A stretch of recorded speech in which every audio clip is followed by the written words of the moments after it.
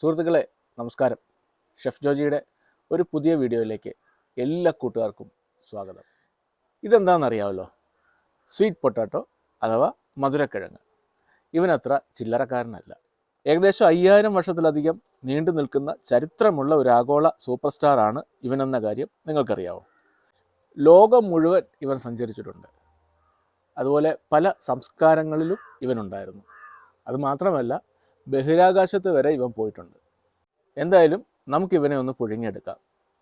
അതിൻ്റെ കൂടെ നല്ല നാടൻ ചുട്ട മുളക് സമ്മന്തിയും കൂടി ഉണ്ടാക്കാം. അതിശയിപ്പിക്കുന്ന ചില കാര്യങ്ങൾ കൂടി പറയാം. അപ്പം നമുക്ക് വീഡിയോയിലേക്ക് പോകാം. അതിനു മുമ്പ് ആദ്യമായിട്ടാണ് നിങ്ങൾ ഈ ചാനൽ കാണുന്നതെങ്കിൽ സബ്സ്ക്രൈബ് ചെയ്യാൻ മറക്കരുത്. അതുപോലെ പഴയ ഒരുപാട് വീഡിയോകൾ ചാനലിലുണ്ട്, അതും കാണുവാനായിട്ട് ശ്രമിക്കുക. വീഡിയോയിലേക്ക് പോകാം.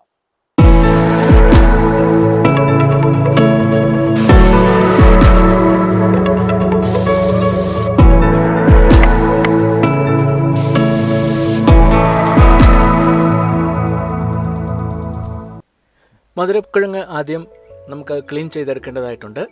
അതിൻ്റെ സ്കിന്നെല്ലാം ഔട്ട് ചെയ്ത് വാഷ് ചെയ്ത് എടുക്കണം. അതുപോലെ തെക്കേ അമേരിക്കയിലാണ് മധുരക്കിഴങ്ങ് ഉദ്ഭവിച്ചത്. അവിടെ ഇൻകാസ്, മായൻ തുടങ്ങിയ പുരാതന സംസ്കാരങ്ങളിലെ ഒരു പ്രധാന ഭക്ഷണമായിരുന്നു മധുരക്കിഴങ്ങ്. പെറുവിൽ നിന്ന് മധുരക്കിഴങ്ങിൻ്റെ അവശിഷ്ടങ്ങൾ പുരാവസ്തു ഗവേഷകർ കണ്ടെത്തിയിട്ടുമുണ്ട്. അവിടെ നിന്ന് ക്രിസ്റ്റഫർ കൊളംബസിനെ പോലുള്ള പരിവേഷകർ മധുരക്കിഴങ്ങ് യൂറോപ്പിലേക്ക് കൊണ്ടുവന്നു എന്നാണ് പറയുന്നത്. അവിടെ നിന്ന് അവ ആഫ്രിക്കയിലേക്കും ഏഷ്യയിലേക്കും അതിനപ്പുറത്തേക്കും അതിവേഗം വ്യാപിച്ചു എന്നും പറയുന്നു. ഇന്ന് ചൈനയിലാണ് ഏറ്റവും അധികം മധുരക്കിഴങ്ങ് ഉൽപ്പാദിപ്പിക്കുന്നത്. എന്നാൽ മധുരക്കിഴങ്ങിൻ്റെ ഏറ്റവും വലിയ പ്രസക്തി അതിൻ്റെ രുചി മാത്രമല്ല. മധുരക്കിഴങ്ങ് പോഷകങ്ങളുടെ ഒരു കലവറയുമാണ്. വിറ്റാമിൻ എ, ഫൈബർ, ആൻറ്റി ഓക്സിഡന്റുകൾ എന്നിവയാൽ സമൃദ്ധമാണ് മധുരക്കിഴങ്ങ്. ഒരു ഇടത്തരം മധുരക്കിഴങ്ങ് നമ്മുടെ ദൈനംദിന വിറ്റാമിൻ എയുടെ ആവശ്യങ്ങളുടെ 400% മീറ്റ് ചെയ്യും.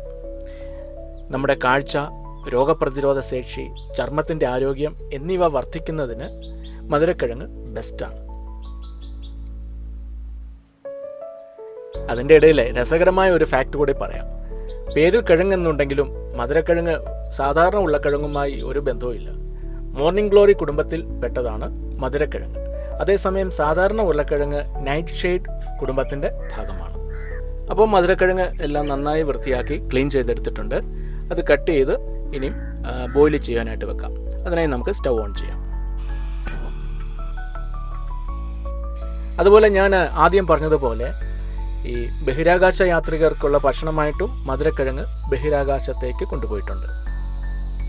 അതുപോലെ മധുരക്കിഴങ്ങ് ഷുഗർ രോഗികൾക്ക് കഴിക്കാൻ പറ്റുന്നതുമാണ്. കുറഞ്ഞ ഗ്ലൈസെമിക് ഇൻഡെക്സ് ആണ് മധുരക്കിഴങ്ങിനുള്ളത്. അതായത് മധുരക്കിഴങ്ങ് കഴിച്ചാൽ രക്തത്തിലെ പഞ്ചസാരയുടെ അളവ് പെട്ടെന്ന് വർദ്ധിക്കുന്നതിന് പകരം രക്തത്തിലെ പഞ്ചസാരയുടെ അളവ് സാവകാശമാണ് വർദ്ധിക്കുന്നത്. പക്ഷേ എല്ലാറ്റിനും ഒരു ലിമിറ്റ് ഉണ്ടായിരിക്കണമെന്ന് മാത്രം. ഇനി ഇത് അടച്ചു വെച്ച് നമുക്ക് ബോയിൽ ചെയ്തെടുക്കാം. ഇപ്പോൾ ഏകദേശം ഒരു 10-12 മിനിറ്റോളം ഇത് ബോയിലായിക്കൊണ്ടിരിക്കുകയായിരുന്നു. ഇത് വെന്തോ എന്ന് നമുക്കൊന്ന് ചെക്ക് ചെയ്ത് നോക്കാം.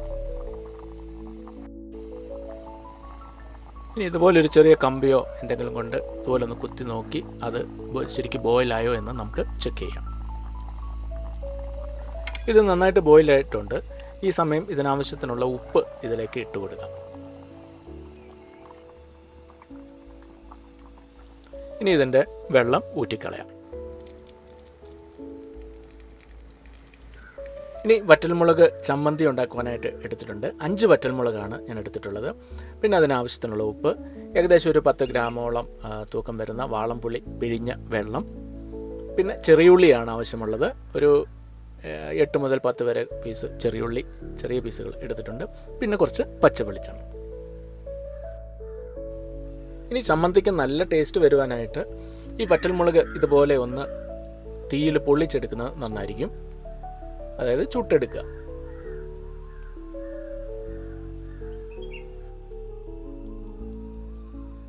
വറ്റൽമുളകിൻ്റെ എല്ലാ ഭാഗവും നന്നായിട്ട് പൊള്ളിക്കിട്ടിട്ടുണ്ട്. ഇനി ഇത് മാറ്റി വെക്കാം. നമ്മൾ കല്ലിലിട്ട് ചതച്ചാണ് ഈ ചമ്മന്തി ഉണ്ടാക്കുന്നത്. അതുകൊണ്ട് ചെറിയ ഉള്ളി ഇതുപോലെ ചെറിയ ചെറിയ പീസാക്കി ഒന്ന് ഇടുന്നത് നന്നായിരിക്കും.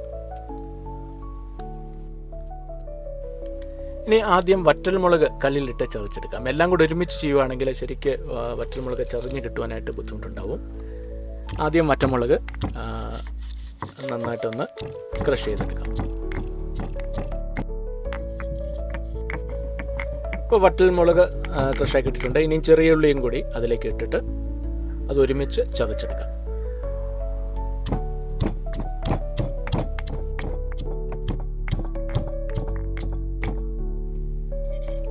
ഇനി ഇത് മറ്റൊരു പാത്രത്തിലേക്ക് മാറ്റിയെടുക്കാം.